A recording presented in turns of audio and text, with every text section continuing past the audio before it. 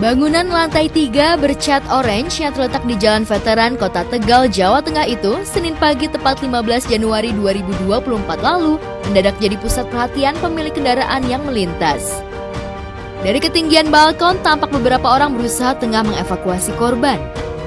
Bangunan yang identik dengan keceriaan karena digunakan untuk hiburan karaoke itu seketika mencekam setelah kepulan asap membumbung menyerang nyaris seluruh ruangan mes para pemandu lagu. Akibat kebakaran itu, 6 orang pemandu lagu diketahui tewas, sementara 9 orang lainnya mengalami luka bakar dan sesak nafas. 4 mobil pemadam kebakaran dikerahkan untuk memadamkan api di dalam mes.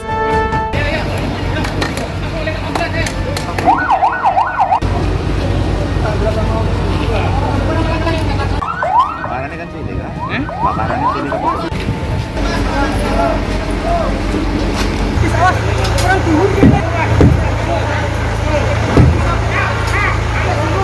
Antara yang meninggal, MD, dan yang masih bisa terselamatkan. Oh, MD ada berapa Pak? MD sementara ada 6. Iya. Ada 6 ya Pak? Sementara ya. Yang masuk ke rumah sakit berapa orang? Yang masuk ke rumah sakit ada nanti sekitar 15-an. Evakuasi korban tewas dan luka dilakukan menggunakan mobile crane dari Dishub Kota Tegal. Dalam mes terdapat 4 kamar yang dihuni masing-masing 4 orang. Kepulan asap yang membumbung hingga kobaran api telah membuat korban tewas dan luka dalam ruangan mes. Ke-6 korban meninggal dunia dan 9 korban selamat saat itu langsung dibawa di RSUD Kardinah Tegal.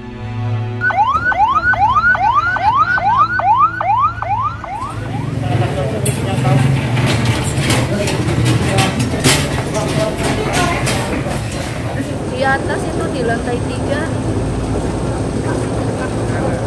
6 kamar. Berapa orang kamar. biasanya Pak? Satu kamar 4 orang. Itu nginep di situ semua? Iya, nginep situ. Tak lama setelah kejadian, sekitar Senin siang, polisi langsung melakukan penyelidikan ihwal musabab terjadinya kebakaran. Bahkan olah TKP kebakaran karaoke Orange dilakukan petugas gabungan dari tim Inafis Polda Jateng dan tim Lab Forma Mabes Polri Senin sore. Hasil sementara olah TKP titik api diduga berasal dari atas musola akibat hubungan arus pendek listrik. Bagian yang terbakar yaitu pada bagian plafon musola lantai 3. Tetapi apinya tidak menjalar dan hanya mengeluarkan asap. Sementara bangunan fisik gedung karaoke yang terbakar hanya sedikit. Diduga asap timbul karena banyaknya kabel yang terbakar hingga menimbulkan bau menyengat. Kemungkinan karena konslet, kemungkinan karena konslet. Kalau titik api diduga dari atasnya musola, karena tadi yang banyak sekali ada kebakaran dari musola itu merapat seperti itu. Cuman untuk apinya tidak menjalar, banyak asapnya, diduga banyak asap tebal. Kemungkinan itu dari kabel-kabel yang terbakar mungkin, sehingga baunya menyengat. Bangunan fisiknya sedikit sekali. Yang terbakar apa tuh? Yang terbakar dari musola itu atap sedikit, atap plafon itu. Suasana duka makin pekat ketika proses pemakaman jenazah. Isak tangis pun pecah ketika salah satu keluarga korban menjalani proses pemakaman jenazah korban. Salah satu korban merupakan anak pertama dari pasangan Edi Hartono dan Ju Heni yang merupakan warga Tegal.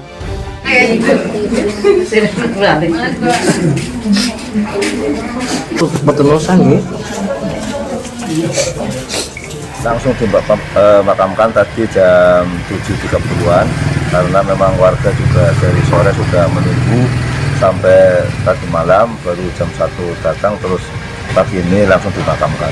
Sebenarnya kalau di mata keluarga sih dia sangat baik dan ikut membantu kebutuhan keluarga ya. Terbukti setengah tahunan yang lalu itu rumah Ibu Suheni, ibunya itu mau disita buang, mau dilelang aja, itu ini si Anggun yang nebus, yang membayar patokan tersebut gitu. Ya, meski kasus kebakaran ini untuk sementara diduga akibat konsleting listrik, namun pihak kepolisian tetap terus melakukan investigasi. Mungkinkah ada unsur kesengajaan, kelalaian, atau unsur lainnya? Lantas, bagaimana tanggapan selebriti? Ya, sampai dengan saat ini kami masih belum memperoleh informasi lebih lanjut. Namun demikian, perkembangan dari penanganan dimungkinkan adanya otopsi. Namun demikian, Nanti perkembangan akan kami sampaikan lebih lanjut karena sampai dengan saat ini kami masih sedang dalam proses koordinasi terkait dengan penanganan baik itu TKP maupun para korban dari peristiwa kebakaran saat ini. Kami belum bisa menyampaikan, itu nanti lapor yang akan menjelaskan. Dan untuk para korban sendiri, hasil dari pemeriksaan ditemukan di mana saja? Dari para saksi tadi belum sempat kita tanyai karena mereka masih panik. Ada yang bilang ada dari kamar sempat jalan. Nah itu belum pasti, kami belum bisa menyampaikan. Saran dari gua next lebih lebih berhati-hati lah kalau misalnya mungkin menggunakan listrik atau mungkin masalah api gitu. Karena bahaya juga sih. Bisa aja menimbulkan asap-asap itu bisa sesak nafas atau apa gitu. Menurut gua lebih kedepannya itu lebih hati-hati dan sistem pengamanan mungkin lebih diperketat lah kalau misalnya ada mungkin jam malam atau apa. Jadi kalau misalnya ada hal-hal seperti kebakaran atau mungkin saklar listrik konslet atau gimana, orang-orang yang di sana itu tahu gitu. Kan kasihan juga mereka lagi tidur terus tiba-tiba ada kejadian itu kan, terus nggak ada yang mungkin bagian security atau apa di sana yang nggak tahu. Kasihan juga gitu. Menurut gue sih lebih diperhatikan lah yang itu. Sementara di Tegal heboh kasus kebakaran di tempat karaoke Orange. Di Karawang, Jawa Barat, warga digegerkan oleh terbunuhnya seorang pria berinisial AS. Belakangan jasad korban yang ditemukan warga di pinggir irigasi, tepatnya di Dusun Pasir Panjang, Desa Cibalong Sari, Kecamatan Klari, Karawang, Jawa Barat beberapa waktu yang lalu itu mulai terkuak. Korban yang semula diduga jadi korban begal ternyata menjadi korban pembunuhan. Yang mengejutkan, aksi pembunuhan itu dilakukan orang terdekat korban, yakni istrinya sendiri, Oce, dan adik iparnya, P. Setelah diketahui jika pelaku mengarah pada Oce dan P, petugas kepolisian Satreskrim Polres Karawang akhirnya berhasil menangkap keduanya. Oce dan P tak berkutik saat ditangkap di kediamannya. Oce dan P diduga merencanakan pembunuhan terhadap suaminya, lantaran Oce sakit hati karena kerap dimarahi sang suami. Yang akhirnya kami menemukan kecurigaan, dan setelah dilakukan analisa CCTV, bahwa betul yang menjadi pelaku utama yang melakukan eksekutor itu ada 2 orang, yang salah satunya adalah adik ipar korban. Pembunuhan berencana ini itu memiliki motif kaitan dengan dendam, sakit hati karena istri korban selama ini sudah tidak harmonis rumah tangganya, dan kemudian sering terjadi percekcokan, termasuk salah satunya adalah permasalahan ekonomi. Selain telah menangkap 2 pelaku, polisi juga berhasil mengamankan sejumlah barang bukti, diantaranya 1 unit motor dan handphone milik korban. Sementara atas perbuatannya, kedua pelaku dikenakan pasal 340 KUHP dan pasal 365 dengan ancaman hukuman 20 tahun penjara atau seumur hidup. Lantas bagaimana tanggapan selebriti? Di satu sisi juga korban berdasarkan keterangan dari tersangka OC, yang merupakan istri dari korban ini, sering memarah-marahi dan sebagainya. Dan jahat sih kalau misalkan memang udah nggak ada rasa cinta atau memang udah hambar hubungan di rumah tangganya, kenapa tidak bicarakan baik-baik gitu, kenapa harus ada yang saling membunuh, itu kan sangat disayangkan banget gitu. Nggak mikir gitu, walaupun lu nyuruh orang, Indonesia ini negara hukum gitu, lu mau umpetin kayak gimana pun pasti semuanya akan terungkap dan semuanya terungkap. Dan akhirnya si istri bukan hanya dihukum di dunia, nanti juga di akhirat akan merasakan hal itu, hukuman yang lebih parah. Sementara di Karawang, heboh kasus pembunuhan terhadap seorang suami yang dilakukan istrinya sendiri. Di jagat maya, viral sebuah video berisi aksi perampokan terhadap salah satu minimarket oleh seorang pria berpakaian serba hitam. Mula-mula pria berkaos hitam yang menenteng ransel itu berlagak sedang memesan makanan.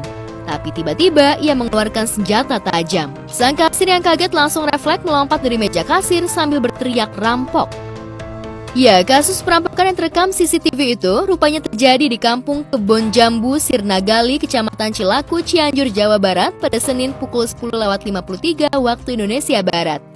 Belakangan diketahui jika pelaku berhasil ditangkap warga sekitar yang mendengar teriakan petugas kasir. Maraknya kejahatan di pusat kota hingga di minimarket ini jelas sisakan keprihatinan dan kepanikan masyarakat. Lantas bagaimana reaksi selebriti? Sekarang tuh kan banyak banget kejadian kayak gini ya, udah sering banget minimarket itu yang ditodong ataupun dicuri kayak gitu. Perlu nggak sih di minimarket itu ada security yang emang ngawasin di dalamnya gitu, biar nggak ada tindakan kejahatan. Soalnya kalau tadi aku lihat di CCTV, kan kayaknya itu dia lagi sendirian jaga tokonya gitu ya. Apalagi kadang-kadang tuh kasirnya itu kan seringnya cewek, itu berbahaya banget sih. Rawan akan tindakan kejahatan gitu. Jadi kalau saran aku mendingan kayaknya ada security yang standby di dalam minimarket supaya tetap aman gitu. Dan kalau ini kan pelakunya udah ketangkap, ya mudah-mudahan aja sih dia nggak kayak gitu lagi tempat lain. Janganlah, kan kita semua kerja yang halal sama-sama. Jadi kalau bisa nggak usah sampai ngebahayain orang gitu. Jika di Cianjur viral aksi perampokan di minimarket yang terekam kamera, kasus penganiayaan terhadap RA, pelajar kelas 1 SMA di Batam yang diduga dikeroyok oleh TikToker Satria Mahathir dan kawan-kawannya saat malam tahun baru yang sempat viral akhirnya memasuki babak baru. Setelah laporan orang tua korban yang belakangan diketahui merupakan anggota DPRD di Batam, akhirnya keempat pelaku berhasil diamankan Satreskrim Polresta Barelang. Satu dari 4 pelaku yakni Satria Mahathir, TikToker kontroversial itu pun tak berkutik tertunduk lesu. Dari keterangan polisi belakangan diketahui jika aksi pengeroyokan dilakukan sang TikToker dan pelaku lainnya yakni inisial R, D, dan D lantaran hanya dipicu persoalan sepele yakni bersenggolan saat perayaan malam pergantian tahun di Kafe Barat Kopi di kawasan Tiban, Batam. Akibat pengeroyokan, RA mengalami luka memar di bagian wajah dan tangan. Satria Mahathir sendiri hadir di Batam atas undangan pihak kafe sebagai bintang tamu di acara pergantian tahun tersebut. Namun sayang, acara yang harusnya berakhir bahagia justru menjadikan Satria menyandang status tersangka.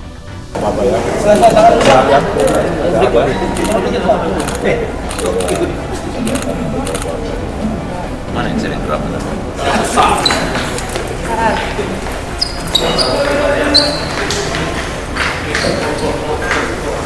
Salah satu kafe di daerah Tiban terjadi pengeroyokan terhadap salah satu korban ya, berinisial RA umur 16 tahun oleh ada diduga 4 orang pelaku. Pelakunya adalah masih ini ya, bisa dikatakan juga pemuda dan juga salah satunya adalah bintang tamu di kafe tersebut. Yang kami tahu pada dasarnya kami terima informasi ya, yang bersangkutan pada awalnya adalah bintang tamu di kafe tersebut yang diundang sebagai bintang tamu dikarenakan beliau salah satu pelaku ini merupakan salah satu selebgram di salah satu media sosial. Pelaku dan salah satu daripada tersangka ya bersenggolan badan di dalam kafe tersebut, lalu terjadi cekcok mulut antara yang bersangkutan, terjadinya pertikaian, lalu dilanjutkan di luar dan pada saat di luar kafe itulah korban dilakukan pengeroyokan oleh para pelaku. Menurut saya senggolan dan ya tersinggung, terjadi perkelahian dan yang lainnya ikut terlibat. Saya akuin saya nggak stabil secara emosional pada saat itu. Jadi saya nggak punya kendali diri yang kuat aja. Di depan juru warta, Satria Mahathir yang di dunia maya dikenal dengan nama Cogil mengaku menyesal atas kejadian ini. Satria yang saat kejadian dalam kondisi lelah mengaku tak mampu menahan emosi saat rekannya terlibat cekcok dengan korban. Pengeroyokan pun tak terelakkan hingga para pelaku diamankan polisi. Setelah Satria CS ditangkap, kabarnya terjadi mediasi antara pelaku dan pihak korban hingga berakhirnya damai. Satria bahkan saat dikabarkan sudah bebas. Tapi warganet justru melayangkan protes atas kebebasan Satria. Apalagi tingkah Mahathir usai pengeroyokan dianggap warganet arogan dan menjengkelkan. Lantas bagaimana reaksi selebriti? Layakkah Satria mendapat pelonggaran atau terbebas dari hukuman? Semoga dengan adanya kejadian ini saya jadi lebih bisa berkembang tentunya dan ya evaluasi diri terus-menerus. Kan dengar-dengar kata si Satria ini kan, si Cogil ini kan orang kaya ya, takutnya ada apalah, nggak tahulah, katanya ada sas-desus apa orang dalam atau kayak gimana gitu. Kalau memang misalkan pada akhirnya damai dan dia tidak berulah lagi, bener-bener jerak, ya bagus gitu. Tapi kadang-kadang kan kalau misalkan yang kayak begitu kan, kayak anak-anak kayak begitu kan segede gitu ya, kadang-kadang apa tindakan dia tuh dia nggak memikirkan ke belakangnya gimana, ke depannya gimana gitu kan, karena kayaknya udah terlalu banyak banget kasus-kasus kayak begitu gitu yang pada akhirnya jadinya nggak selesai gitu atau damai lah gitu. Nanti ada lagi kasus apa lagi, dimaafkan lagi, dibebaskan lagi. Jadi di sini tuh nggak ada efek jeraknya. Saya sih nggak setuju dan harusnya dapat efek jerak. Kita di sini memang nggak tahu ya benar atau enggaknya. Memang agak aneh sih, karena takut terulang lagi.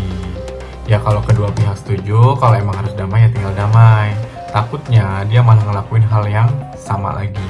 Tapi semoga aja kedepannya dia menjadi yang lebih baik lagi dan tidak terulang lagi.